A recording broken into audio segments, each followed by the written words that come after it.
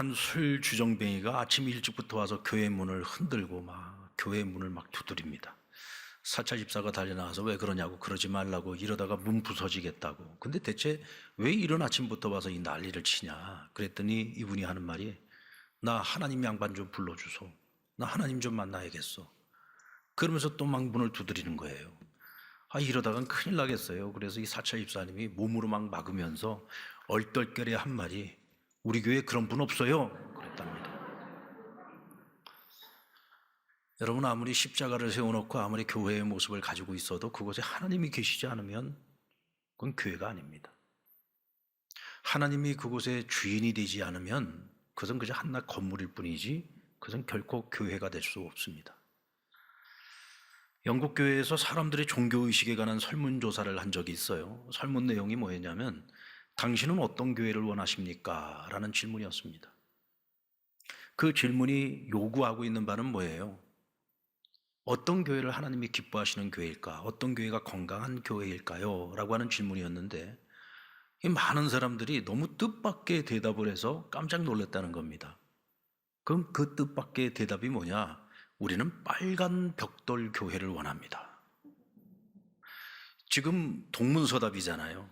원하는 답을 준 게 아니에요. 어떤 교회가 건강한 교회인가, 하나님이 기뻐하시는 교회인가를 물은 건데, 우리는 빨간 벽돌로 지은 교회를 원한다는 겁니다.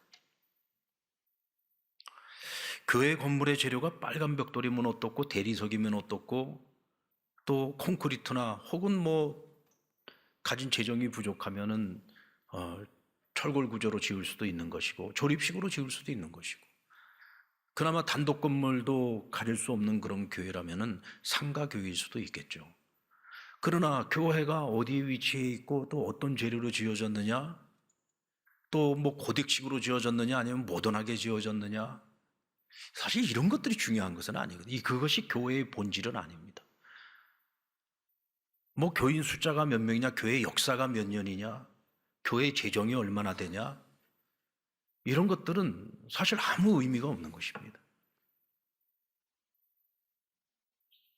교회가 교회되는 것은 그 교회의 주인이 누구신가, 그 교회가 얼마나 성경적인 교회고 복음적인 교회인가, 그 교회가 위치하고 있는 그 지역 사회 속에서 그 교회는 어떤 역할을 감당하고 있는가, 교회의 영향력은 어떤 것인가, 이런 것을 가지고서 우리가 그 교회가 건강한 교회인지 또 하나님이 기뻐하시는 교회인지 그 교회에 대한 평가를 가질 수가 있는 것입니다. 오늘 본문을 포함해서 에스겔서 40장부터 48장까지의 말씀은 바벨론의 포로로 끌려가 있던 선지자 에스겔에게 어느 날 하나님이 환상을 보여주셨는데, 그 환상은 하나의 성전의 모습을 보여주신 거였어요. 성전의 모습을 보여주는데 그 성전의 모든 것 하나하나를 다 수치를 재고 다 계산을 해서 그것을 일일이 하나하나 다 기록하게 하셨습니다. 그리고 이스라엘 백성들 포로로 끌려와서 아무런 희망도 소망도 없이 절망 중에 있던 그 백성들에게 하나님이 보여주신 그 성전을 그들에게 설명해 주라는 거예요. 그리고 그들이 앞으로는 이제 예루살렘 성전에 가서 예배를 드릴 수 없으니 하나님께서 에스겔을 통해서 보여주셨던 그 환상 중에 보여주셨던 그 교회, 그 성전을 생각하면서 그곳에서 내가 예배를 드린다는 마음으로 항상 하나님 앞에 예배자로 살아갈 것을 하나님께서 독려하신 것입니다. 그런데 오늘 이 에스겔이 보았던 이 성전은 지상에서 단 한 번도 지어져 본 적이 없는 성전이었습니다. 바벨론 포로에서 예루살렘으로 귀환한 이스라엘 백성들이 스룹바벨과 함께 성전을 재건을 했죠. 그래서 그 성전을 가리켜서 스룹바벨 성전이라고 불렀습니다. 그런데 이 스룹바벨 성전도 에스겔이 보았던 성전의 모습과는 차이가 납니다.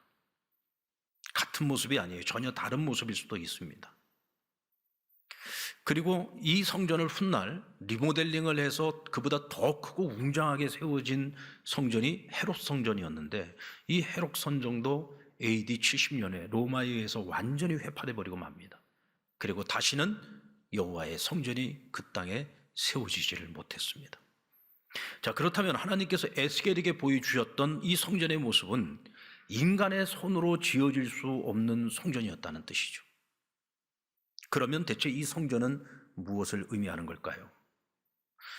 요한 사도가 새하늘 새 땅에 올라가서 그곳에서 보았던 하나님의 나라를 그가 진술하는 내용이 나오는데, 특별히 요한계시록 21장 22절에 보면 이렇게 설명하고 있습니다. 우리 같이 한번 읽어보겠습니다. 시작. 성 안에서 내가 성전을 보지 못하였으니 이는 주 하나님 곧 전능하신 이와 및 어린 양이 그 성전이심이라.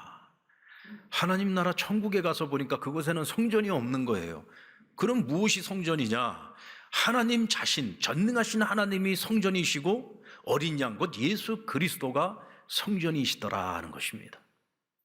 이제는 여러분, 이 세상에 성전은 없습니다.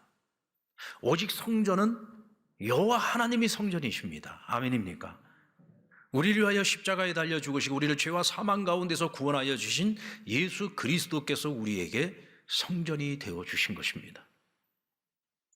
그런 의미에서 오늘날의 교회의 영광이라고 하는 것은 결코 사람의 손으로 지어진 이 아름다운 건축물이 교회의 영광이 아니에요. 교회의 영광은 뭐냐? 교회의 주인 되신 하나님의 영광이신 겁니다. 그리고 예수 그리스도의 그 복음, 예수 그리스도의 복음의 통로로서의 역할을 교회가 해낼 수 있을 때 비로소 교회는 영광스러운 것입니다. 오늘 본문은 하나님께서 에스겔을 새 성전 안으로 데리고 들어가셔서 그곳에서 일어나는 일들을 보게 하셨는데 에스겔이 깜짝 놀랍니다. 성전의 문지방 밑에서 갑자기 물이 스며 나오기 시작을 하는데 이것이 점점 많이 불어나기 시작하면서 처음에는 발목을 잠기우더니 나중에는 무릎까지, 나중에는 허리까지, 그러더니 나중엔 물이 완전히 충만해졌을 때에는 마치 하나의 강과 같이 되었다 그랬어요. 사람이 건널 수 없을 만큼 큰 강이 되었고 사람이 헤엄을 쳐야 할 만큼 큰 강을 이루게 되었다는 것입니다. 자, 그렇다고 하면 이 문지방에서 흘러나온 이 물은 무엇을 말하는 것일까요? 물이 스며 나오는 것을 본 후에 줄자를 든 자가 측량을 하는데 물을 건너게 하심에 처음에는 그 물이 발목까지, 나중에는 물이 무릎까지, 나중에 허리까지, 그리고는 완전히 충만해지게 됩니다. 여기서 우리가 확실해지는 것은 성전의 문지방에서 스며 나온 이 물은 예수 그리스도의 복음을 상징하는 거예요. 예수 그리스도의 복음이 성전에서부터 흘러나와 이것이 점점 더 창일해지고 온 세상을 마치 물이 바다를 덮은 같이 완전히 채워졌을 때 온 세상을 예수 그리스도의 복음으로 말미암아 구원하시겠다고는 하나님의 크신 계획을 보여주신 것이죠. 여러분, 교회는 교회 자신을 위해서 존재하지 않습니다. 우리 상랑교회는 상랑교회 우리 자신을 위해서 존재하는 게 아니에요. 우리는 오직 우리의 주인 되신 예수 그리스도, 전능하신 하나님, 우린 그분을 위해서 존재하는 존재인 겁니다. 우리 상랑교회는 오직 주 예수 그리스도 하나님의 영광을 위해서 이 땅에 존재하는 것이고, 바로 우리를 죄와 사망 가운데서 구원하신 예수 그리스도의 복음을 온 세상에 전하는 복음의 통로로서 의미가 있고 가치가 있고 역할이 있는 것입니다. 여러분들, 우리는 이 경남 지역에 살고 있죠? 우리는 어떤 물을 먹고 살아가고 있습니까? 삼다수를 먹고 사시나요? 우린 삼다수 먹지 않습니다. 삼다수 먹으려면 돈 주고 사 먹어야 되고요. 우리가 그냥 일반적으로 먹을 수 있는 것은 낙동강 물을 우리가 먹고 살아요. 근데 낙동강 물이 뭐 이렇게 깨끗하진 않잖아요. 그래서 그 물을 정화를 시켜야 됩니다. 정화된 물이 우리가 수도꼭지를 틀면은 언제든지 물을 받아서 먹고 물을 받아서 우리가 샤워를 하고 몸을 씻을 수 있잖아요. 그럼 그 물이 어떻게 우리에게 전달이 됩니까? 그건 통로가 있기 때문이죠. 수도관이 다 각 지역마다 전부 연결이 되어져 있어서 정화되어진 물이 그 수도관을 타고 우리 각 가정으로 다 전달이 되는 겁니다. 아무리 좋은 물이 만들어진다 할지라도 이 통로가 없으면은 우리가 그걸 받아 쓸 수가 없는 것이죠. 아무리 예수 그리스도께서 인류를 위하여 십자가를 지시고 우리를 구원할 수 있는 구원의 길을 열어놓으셨어요. 이게 복음이잖아요. 아무리 복음이 있다고 할지라도 이 복음을 누군가가 전하지 않으면, 복음이 사람들에게 전달되어질 수 있는 통로가 없다고 하면은 그냥 그것은 하나의 사건으로 끝나버리는 것입니다. 그저 2000년 전에 한 예수라고 하는 젊은 사람이 십자가에 달려 죽었던 하나의 사건으로 끝나고 마는 것이죠. 그러나 그 복음이 복음의 통로인 교회를 통해서 온 세상에 퍼져나감으로써 이것은 사건으로서 끝나는 것이 아니라 생명을 살리는 진리가 되어진 것입니다. 믿습니까? 수도관을 통해서 물이 전달되어질 때 만약에 이 수도관이 너무 오래돼 가지고 다 녹이 슬었다고 한번 생각을 해보세요. 그러면 시민들은 녹순물을 받아 먹어야 돼요. 때로는 거기 불순물이 너무 많이 껴가지고 꽉 막혀버렸다고 생각해 보시죠. 그럼 물이 역류가 나겠죠? 하수관이 터져버리고 난리가 날 겁니다. 오늘날 교회는 끊임없이 자기 점검이 필요합니다. 과연 우리는 복음을 실어 나를 만큼 건강한 교회인가, 깨끗한 교회인가? 오늘 우리는 하나님 보시기에 하나님 기뻐 받으실 만한 그런 교회의 모습을 가지고 있는가? 수시로 우리를 점검해야 되고 끊임없이 우리를 점검해서 복음을 실어 나르는 일에 조금도 부족함이 없는 그런 교회의 모습을 가져야 됩니다. 이것이 여러분 바로 교회의 영광인 거죠. 그런데 참 안타까운 것은 오늘 우리 상랑교회가 위치하고 있는 이 창원 그리고 이 경남이라고 하는 이 지역은 아직도 복음화율이 8%밖에 되지 않습니다. 성남 분당이 45%예요. 서울도 거의 비슷합니다. 수도권 지역 대부분이 적어도 30% 이상의 복음화율을 가지고 있습니다. 전국에서 복음화율이 가장 낮은 동네가 창원과 경남 8%입니다. 제가 가끔 그런 얘기 하잖아요.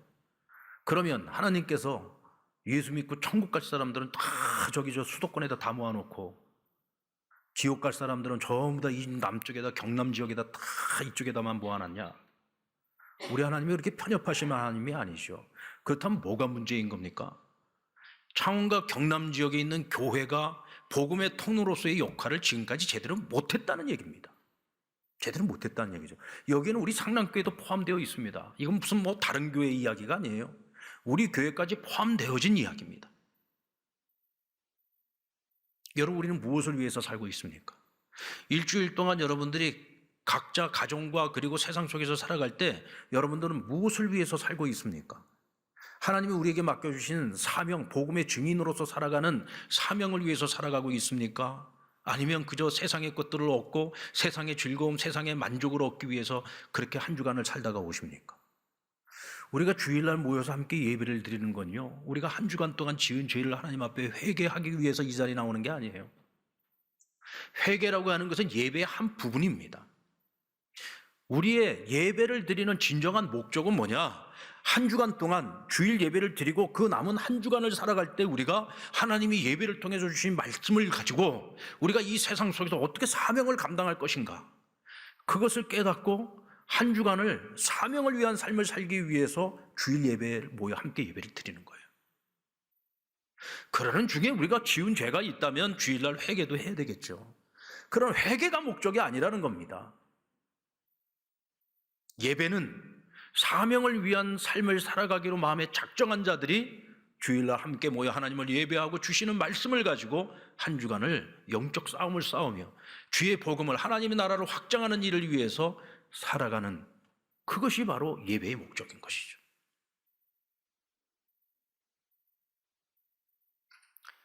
(70년을) 하나님께서 이 교회를 이곳에 세우셨습니다.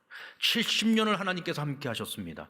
그렇다고 한다면 우리 상랑교회를 통해서 이 지역의 복음화율이 8%가 아니라 지금쯤 15%, 20%, 적어도 20% 이상 이 지역의 복음화가 이루어져야 하지 않겠습니까?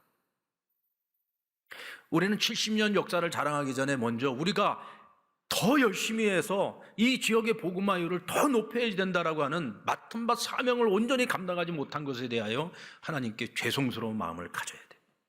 그리고 이제부터 새로운 역사를 우리가 써내려갈 때에 복음 중심의 교회, 복음 전하는 교회, 본질적 사명을 위해서 살아가는 그런 교회가 되기 위해서 우리는 더욱더 힘써야 하는 것입니다. 이때 우리 상랑교회는 영광스러운 교회가 될 수 있습니다. 그리고 교회의 영광은 성령 충만함으로써 주어지는 것이죠. 자, 성전에서 나온 물이 처음에는 발목까지, 나중엔 무릎까지, 허리까지, 나중에는 강이 되어 능히 건너지 못할 그런 큰 바다가 되었습니다. 이는 그리스도 예수를 믿는 모든 사람들, 오늘 저봐 여러분이 교회잖아요.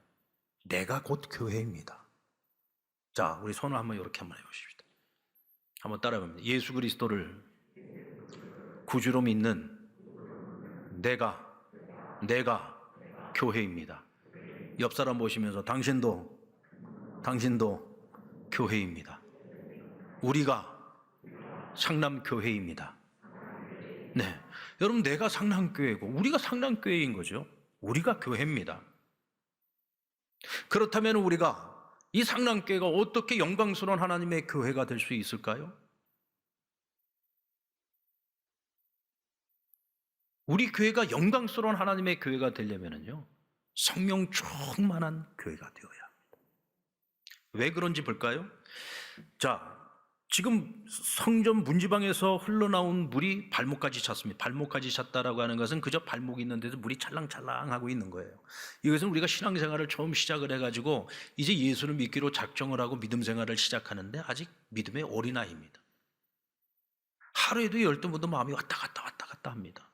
미숙한 거죠. 그러나 이제 이것이 무릎까지 찼어요. 물이 무릎까지 찼다라고 하는 얘기는 성령이 거기까지 그만큼 채워졌다는 얘기입니다. 아직 성령 충만한 상태가 아니죠. 이런 상태에 있을 때는요, 우리가 어떤 경우에는 보면 저 사람 예수 믿는 사람이 아니야, 구분이 안 돼요. 여전히 자기 생각, 자기 의지, 자기 뜻대로 살아가고 있어요. 그저 무늬만 그리스도인인 겁니다. 근데 이제 이것이 더 차가지고 허리까지 찼어요.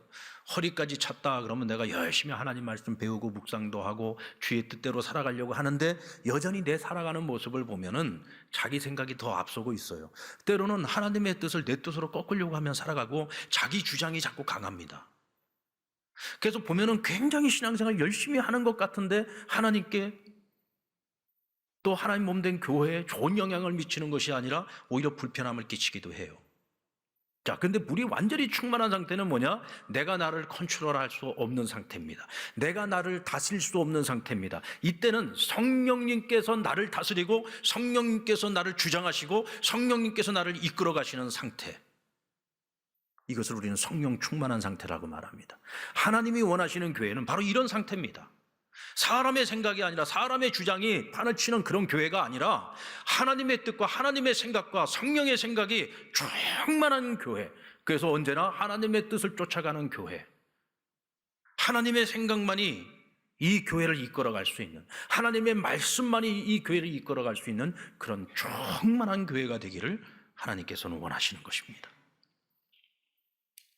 여러분, 내가 무엇을 할 수 있다고 생각하는 것은 굉장히 위험한 겁니다. 우리가 무엇인가를 할 수 있다고 생각하는 것은 굉장히 위험한 겁니다. 교회의 부흥은요, 사람이 할 수 있는 일이 아니에요. 그저 사람은 하나님께서 맡겨주신 일을 우리는 최선을 다할 뿐인 것이고 부흥은 하나님께서 하시는 것입니다. 우리 상남교회 70년의 역사를 통해서 하나님께서 교회를 건강하게 만드시고 부흥케 하신 것은 그건 사람이 한 것이 아니라 성령님께서 하셨다는 사실을 우리는 기억해야 됩니다. 그래서 너무너무 감사한 거예요.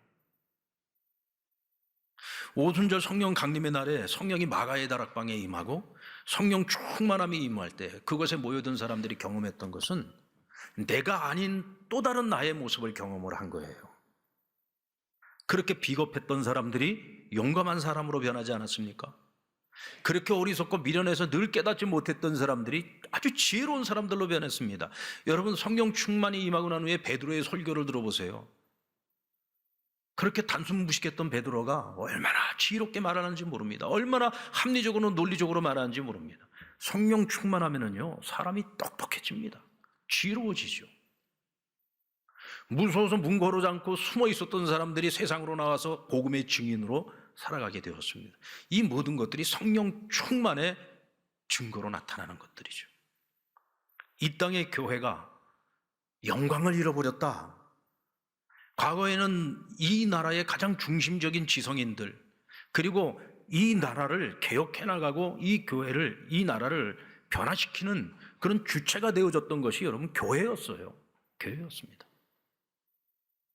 과거의 구한말 시대에 또 일본의 식민지 지배하에 있을 때 이 나라는 아무 희망도 소망도 없었어요. 열심히 밭에 나가서 논에 가서 열심히 농사를 지어갖고 곡물 곡식을 쌓아놔도요, 그거 우리가 먹을 수 없었습니다. 일본 사람들이 다 가져가 버렸어요. 그러니까 열심히 일할 이유가 없는 거예요. 열심히 살아갈 이유가 없는 거예요. 왜? 비전이 없으니까, 미래가 없으니까, 발전이 없으니까. 그러니까 남자들이 늘 하는 일이 뭐였습니까? 사랑방에 모여가지고 술 마시고 담배 피고 도박이나 하고, 그랬던 사람들이 이 땅에 복음이 들어오니까, 선교사들을 통해서 복음이 들어왔잖아요. 교회가 세워지고, 그들이 한 사람 한 사람 교회로 와서 믿음을 갖기 시작하면서 그들의 삶 속에 개혁이 일어나기 시작한 거예요. 주님이 우리와 함께 하시면 미래가 있다, 희망이 있다. 그래서 여러분들 3.1운동도 기독교인들이 주도했던 것 아닙니까? 복음이 들어가면 살아나는 역사가 있는 거예요. 부흥의 역사가 일어나는 것입니다. 오늘 이 시대에도 교회는 성령 충만을 회복해야지 돼요. 성령 충만한 교회, 사명을 위해서 살아가는 교회, 하나님께서는 그런 교회들을 통해서 세상을 변화시킵니다.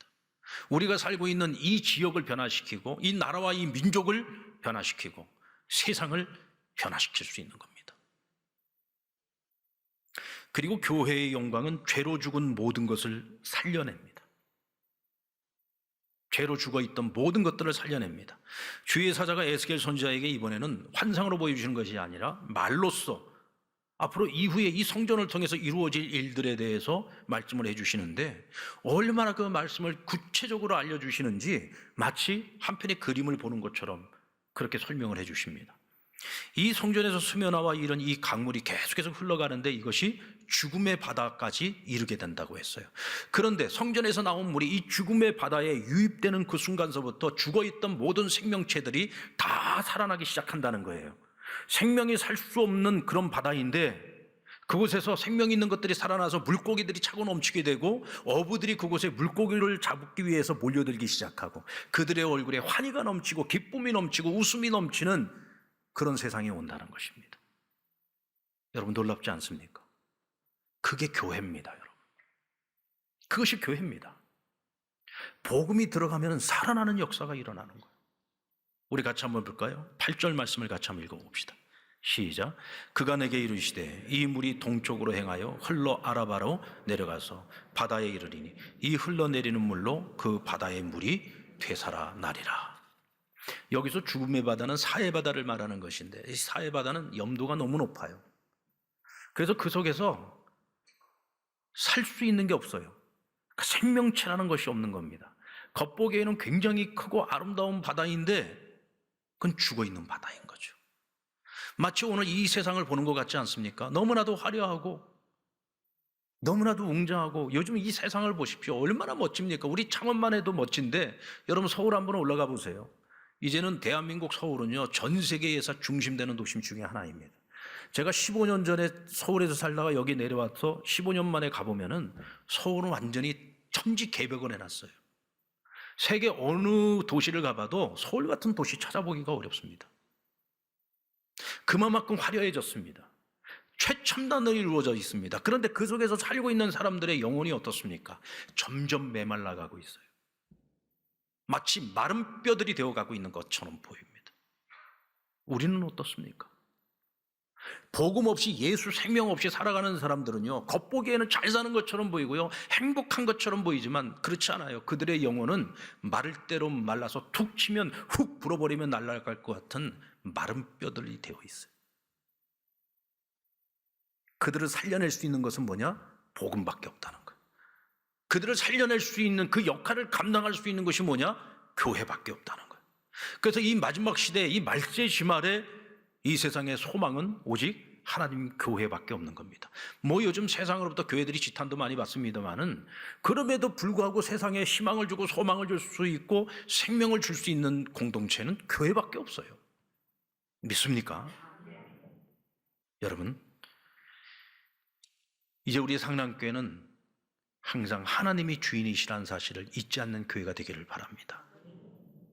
하나님이 나의 주인 되시고 우리의 주인 되시고 교회의 주인이 되십니다. 오늘 교회가 이 땅에 존재해야 되는 이유는 복음의 통로가 되기 위한 것입니다. 오늘 우리가 복음의 통로가 되기 위해서 끊임없는 자기 점검이 필요합니다. 우리 상남교회는 교회대로 또 우리 자기 점검이 필요합니다. 그래서 언제나 하나님 앞에 깨끗하고 순수하고 쓰임받기에 합당한 그런 그릇이 되어야 할 줄로 믿습니다.